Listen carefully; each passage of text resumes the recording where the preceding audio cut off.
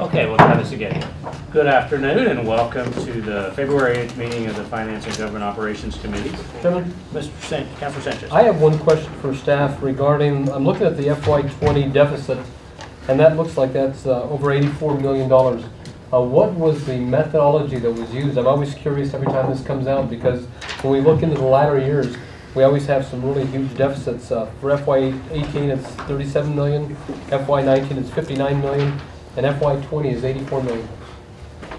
I know that you use some very conservative numbers when we look at doing this, which is good, but it seems like every time we get to that fiscal year, we can't operate in a deficit, but these numbers look awfully scary.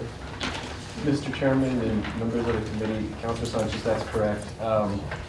Mainly it's a function of the way the math works. If we don't solve the budget deficit in that first year, we're compounding it in the calculation in the table for the out years. So this covers FY16 through FY21, I believe, 20.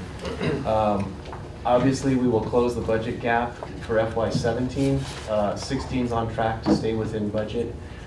What we really try to focus on is the recurring imbalance between recurring revenue and recurring expenditures, which at this point is one of the lowest we've seen in several years. It's about 8.4 million that we're projecting.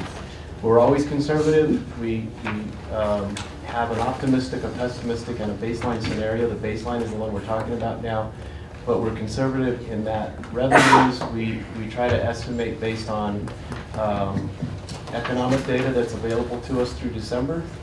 And on the expenditure side, we're a little more generous in that we ask departments to tell us what their needs are and what their expectations are for expenditures. So inevitably there's a gap between the needs and the available resources.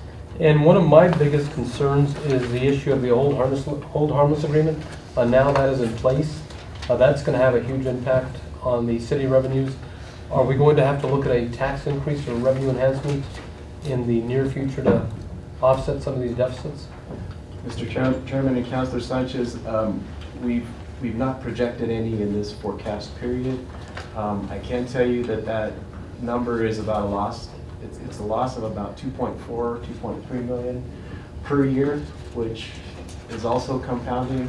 And by the end of this forecast period, it's going to be 12.5 million. So unless revenues grow or we're able to reduce expenditures or take advantage of some of the technological innovations to improve efficiency in the way we do things, I think eventually in some of those out years, 12, 15 million is probably not going to be something the next budget officer and his staff can solve.